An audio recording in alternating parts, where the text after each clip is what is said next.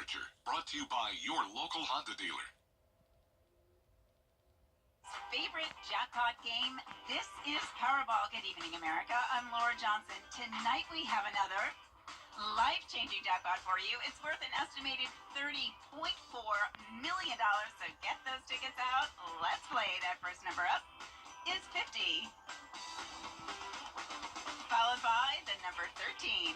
Tonight we're going to meet Zach Nuremberg, who won $1 million playing Powerball. Congratulations, Zach. Now for the rest of those numbers. We've got 44, 52, rounding it out with 54. Your Powerball number tonight, good luck everyone, is 20, and your Power Play multiplier is 2. We will have below freezing temperatures tonight in some places in the CSRA. Back to nice sunny skies tomorrow, and then next week we'll start to warm up again. I'll have all the details on your forecast coming up. Right now on News Channel 6 at 11, canal cleanup in the Garden City. I'll look at the price tag and when it will reopen. Also ahead, the Grovetown Police Department lending a helping hand to hurricane victims in North Carolina. We'll tell you how. And a local nonprofit aiming to help veterans has opened in downtown Augusta. We'll take you to the ribbon cutting as your news at 11 starts now. Live from Television Park, this is WJBF News Channel 6 at 11. Good evening, everybody. I'm Brad Means. And I'm Jenny Montgomery. Thank you so much for joining us. Coverage you can count on begins with headaches from Helene not going away on the Augusta Canal. That storm knocked the water system offline and did a lot of damage to the canal bank. The repairs are going to take months and cost millions, as George Escala reports. A deputy marshal stationed on the Augusta Canal, where more than 3 miles of trail remain closed as the city works to fix the damage from Helene. The next phase is to actually cut the trees that are leaning and hanging over the towpath. So that's the reason it's closed still, and we've asked everybody to stay off of it. There's a liability there. The storm knocked down as many as 100 trees from the pumping station to the head gates, the falling trees damaging the canal bank.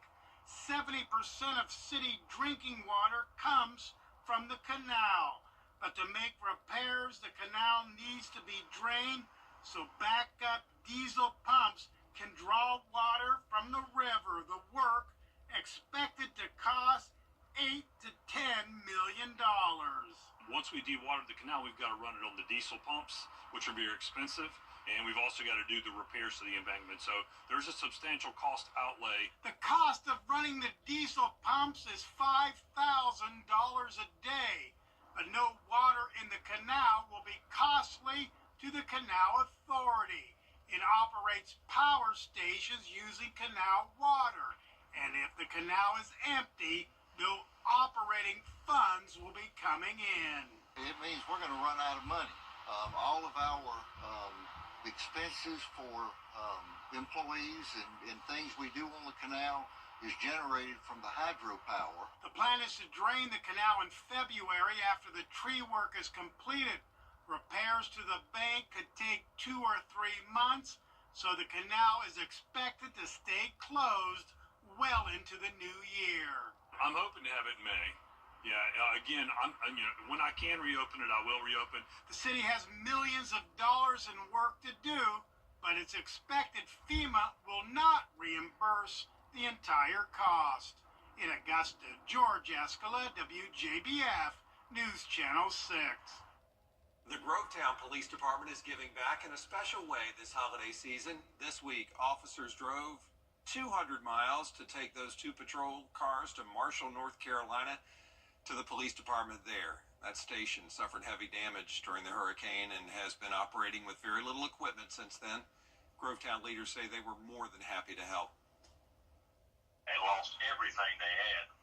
I'm talking about the daily operational type items, obviously to patrol cars, and they were having to patrol in personal vehicles to answer calls. So we felt like that was a good opportunity to give back and to help another agency that was in dire need of that. Mighty nice. The City Council in Grovetown unanimously approved the donation after a presentation from Police Chief Jamie Kitchens. Time now for our first check of the forecast. And for that, let's check in with our chief meteorologist, Jenna Petracci. Well, it is a very chilly Wednesday night. Temperatures are around 25 to 30 degrees cooler than this time yesterday. We had temperatures in the mid-60s last night. Now we're down to the mid-30s. And on top of that, we have some breezy conditions, making it feel even cooler. Right now, we're at 37 degrees in Augusta, 38 in Evans, Waynesboro and Millen at 39. Still at 40 degrees in Bamberg, but one of the coolest spots is Aiken at 35. 36 in Crawfordville, 37 in Edgefield, and 36 in Lincolnton. We did pick up on around 3/4 of an inch of rain today in Augusta. Some places got even up to 2 to 3.5 inches. Our low was 50 degrees, but typically I say the low this morning, but that's not the case. Our low actually happened in the afternoon, and our high temperature happened in the morning. So our temperatures were in reverse today, and that was all due to the cold front passage. So right now the winds are only up to 6 miles per hour sustained, and the gusts are up to around 12. So definitely nothing like what we had earlier. The highest wind gust today was in Augusta at 45 miles per hour. The wind chill is down to around 30 degrees though in Aiken, 32 right at the freezing mark in Saluda. So it really doesn't take a too high of winds to make it feel even cooler than the actual air temperature. Dew points are in the 20s and 30s, so very dry and cold air moving in with high pressure back in control. Here's the cold front that came through this morning. It's off the coast now with the rain and thunderstorm activity ahead of it. Our Terry Lambert Hyundai Skyview cam showing dry and clear conditions here in Waynesboro, and we'll stay that way through tomorrow morning as we get down to around the freezing mark or maybe even a degree or two below it in some places. And then eventually as we head into next week, we'll definitely see some much warmer temperatures. I'll have more details coming up in the full Viper 6 forecast, but back to you. All right, thank you, Jenna.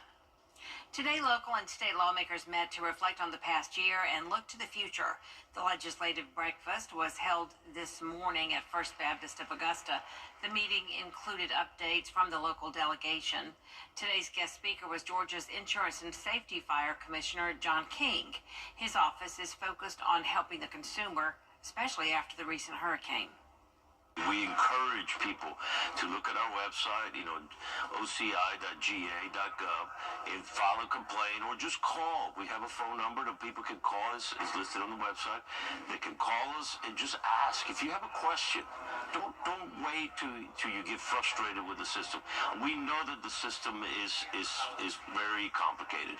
We have folks just standing by. We work for the consumer. We don't work for insurance companies. Today's legislative breakfast was sponsored by the Augusta Metro Chamber. Leaders from the Augusta Green Jackets and the city of North Augusta meeting today at SRP Park. They talked about reimbursements from the American Rescue Plan Act, money they hope to use to cover about $150,000 in repairs and maintenance at the stadium. Once we approve, which we did today, the funds, they will take the receipts and approve them to make sure that it's following all the entities that are allowed to with the ARPA funds and the entities that we're using for the reimbursement. And if not, then they will flag it back to us, and in our next meeting, we'll have to vote again. The Green Jackets also added a batting cage for players. They'll meet again March 19th at SRP Park. Augusta has a new place for veterans. America's Warrior Partnership tries to help veterans have a higher quality of life. They reach out to veterans locally and nationally to connect them with resources. Our focus is on building a relationship with a veteran, and we serve veterans all over the country. Whether you're a disabled veteran or a Vietnam era veteran or a post 9/11 veteran, it doesn't matter. What our focus is getting to know the veteran, because we believe that if you know the veteran and you understand who they are, then you can do the next steps of our program, which are educate the veteran about opportunities to improve their quality of life, advocate when they hit a roadblock, and in the end, what we do is we work with everyone. America's Warrior Partnerships leaders say their website has more information if you are a veteran looking for helpful resources. Still ahead, just one day left in the Giving Your Best toy drive. We'll tell you what you need to know before you donate after the forecast. In your freezing temperatures tonight with the wind chill down into the 20s. Then as we go into next week, we'll have mild temperatures with little to no rain chances. I'll have your full forecast when we return. Are you ready to rock? You can't always choose the weather, but you can choose your weather app. Go with the most accurate and most trusted, the Live Viper 6 mobile app. Download it today. The Live 5 for 6 Skyview Network, sponsored by Terry Lambert Hyundai. Now, your most accurate forecast with WJBF Live 5 for 6. Welcome back. Today I visited W.S. Hornsby Middle School right here in Augusta, and I spoke to this big group of 6th grade students, taught them all about the weather and what my job is like here at WJBF, and they were fantastic. They were super engaged the entire time, asked some great questions, and 6th grade is very special to me because I get to show them a video from when I was in 6th grade, giving a weather report at my house, pretending to be a meteorologist, and when I was in 6th grade, my teacher asked me what I wanted to be when I grew up, and of course I said a meteorologist. So definitely really cool to relate to them in that way, and hopefully we do have some future meteorologists in this group. So thank you so much, W.S. Hornsby, for having me. Here's a look now at our Terry Lambert Hyundai Skyview Cam in Aiken. It is a clear and chilly night, 37 degrees. Huge change of pace from last night when we were in the 60s. We have a west wind of 6 miles per hour, which at least is much lighter than it was earlier. Dew point of 29. Now the wind chill is still a factor tonight, even with the lighter wind. So notice the gusts right now up to just around 12 to 16 miles per hour, but even that will make it feel like it's in the 20s when you're headed out the door tomorrow morning. Satellite and radar showing high pressure coming in from Texas, snow up in the Midwest, and some rain in the Northeast along this cold front passage. So the cold front brought us some rain earlier today and is now bringing most of the country a huge drop in temperatures. Chilly pretty much everywhere and frigid up in the north, -4 degrees now in Minneapolis. Even Florida down into the 60s, so a little bit chilly for them as well. Current temperatures here in the CSRA are anywhere from around 35 to 40 degrees, and by tomorrow morning we'll be down into the low 30s. So I'm going with a low of 31 in Augusta. Some places will stay above freezing, others slightly below, but all of us will be dealing with a wind chill in the 20s because of those winds up to around 5 to 10 miles per hour in the morning. Sunshine in the afternoon, climbing to a high of 54 degrees. You can see here on our Futurecast, high pressure will be moving overhead, and at that point we'll have much lighter winds. Completely clear skies throughout the day tomorrow, but then starting on Friday morning, some high-level clouds taking over, and then by Friday afternoon and evening it will become mostly cloudy, but I'm not expecting any rain on Friday. On Saturday, it will still be a pretty cloudy day, possibly a few sprinkles in the morning, but for the most part, it's going to be a dry weekend, just a 30% chance of rain or so Saturday night into Sunday morning, mostly overnight. Our low temperatures are cold for now, but then we're getting back into the 40s above average into next week, and our highs are actually going to climb into the mid to upper 60s, so pretty mild for your third week of December. Our lows tonight will be anywhere from 30 to 34 degrees, highs tomorrow in the low to mid 50s, and that 10-day forecast showing a mix of sun and clouds over the next 10 days. No rain chances other than that slight chance Saturday night into Sunday morning with the cloud cover, warming up all the way to 67 next Tuesday, but then dropping to highs down into the low 50s by the end of next weekend. Look forward to that. Thank you, Jenna. This is the season of giving, and you can help WJBF and our Giving Your Best partners do just that through our annual toy drive. Christmas is tough for a lot of families, and those unexpected expenses from hurricane damage could cut into funds families set aside for Christmas. This year, all donated toys will go to Project Life of Augusta to be handed out to families in need. One of the taglines here is bringing life to the city we love, and that's truly what we love to do. And so it will be such a wonderful opportunity to come alongside of moms and dads, grandparents, for those that just need help, and give them toys. And I love that our community pulls together. You know, everybody can't do everything, but when we all join together, everybody can do that. You can drop your donation of new unwrapped toys at Television Park or any of our partner locations through tomorrow. Still ahead, investigators say new evidence has been found linking a suspect to the murder of United Healthcare CEO Brian Thompson. We're going to have the latest in the investigation as coverage you can count on continues. But first, the winning numbers for tonight's South Carolina Lottery, pick 3232. And the pick 4 winning numbers tonight, 3072. Fireball 7. BNK bringing up, meet this week's scholar athlete from Briarwood Academy. Hear from his coaches and parents about what makes him a great leader and motivator in sports.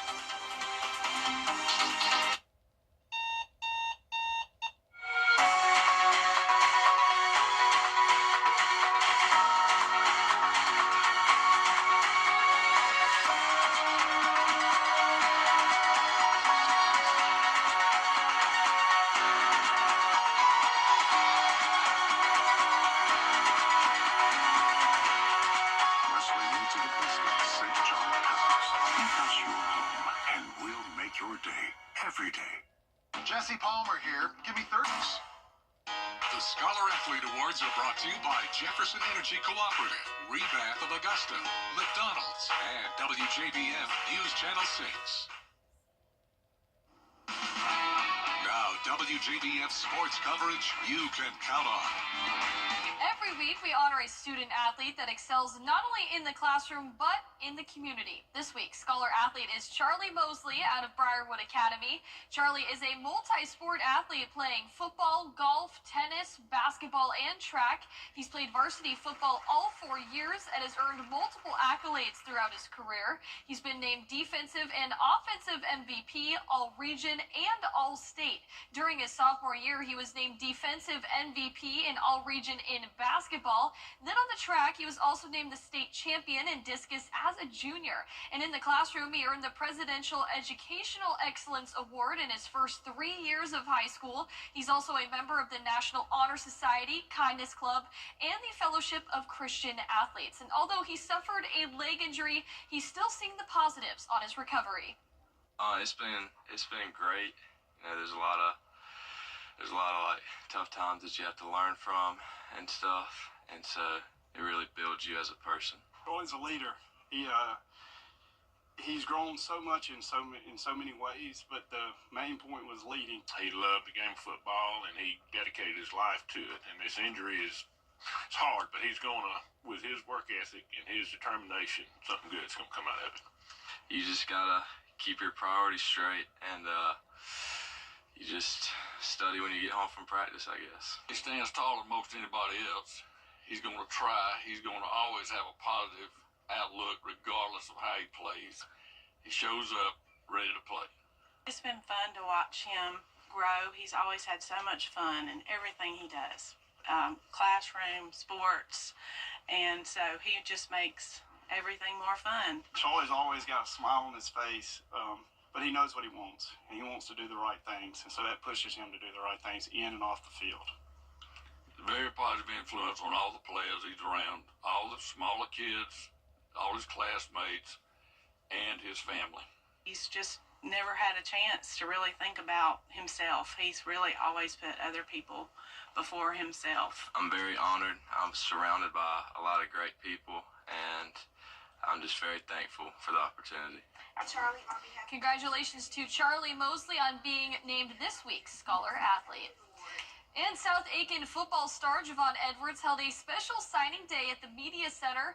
Friends and family gathered around to support him as he takes his next step in his college career. The senior had a breakout season, rushing for over 2,400 yards. He averaged 224 yards per game, scored 28 touchdowns, and had 293 carries. The Coastal Carolina commit is excited for the future ahead. I wanted God to lead me to where I was going, and he did that, and I was very patient. It wasn't easy. I prayed about it a lot, but it came my way. God, of course, my family, all my family, my dad, my mom, close family, my brothers, my first cousins, aunties, uncles, coaches, trainers, anybody I can think of off the head. I know it's a lot. Carl, big Carl back there. My teammates, everybody. And the SEC 16 head coaches unveiled their football postseason awards. South Carolina quarterback Lenora Sellers was named the Freshman of the Year. The quarterback threw for 2,274 passing yards and 17 passing touchdowns. South Carolina edge rusher Kyle Kennard was named the SEC Defensive Player of the Year with an SEC conference leading 15.5 tackles for loss. Now, in addition, Georgia's Jalen Walker received the Collegiate Butkus Award presented to the nation's best linebacker this season. He had 57 tackles, 10.5 those for loss, and 6.5 sacks. That'll do it for sports. We'll be back.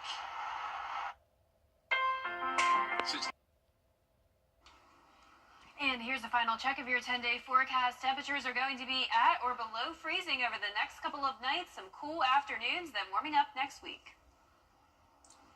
Midwest versus Everybody posted this photo and asked, do you keep napkins in the glove box for emergencies, or are you weird? Someone responded, don't be silly. They're in the center console. Others said they keep them in the side pockets of their door. Some said the napkins go right next to the emergency ketchup, straws, and plastic utensils, but everybody agreed emergency napkins are necessary. Absolutely, they're necessary. Side door. Yeah, side door, roll of paper towels, next level, and regular towels to put in your lap while eating. My husband has a golf towel. Yeah, Keeps golf a golf towel. Catches everything. Absolutely.